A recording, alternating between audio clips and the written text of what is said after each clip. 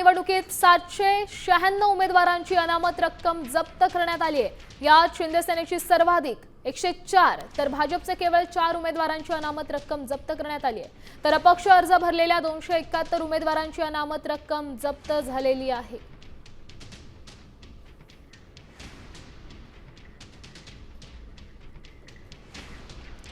तर शिंदे सेनेचे 104, ठाकरे सेना 81, त्याचसोबत काँग्रेस 58 आणि मनसे 38। पुण्यात उमेदवारांचे डिपॉझिट जप्त झालेल्यांची संख्या पाहतोय। राष्ट्रवादी अजित पवार गट 23, राष्ट्रवादी शरद पवार गट 20, भाजप 4, अपक्ष 271।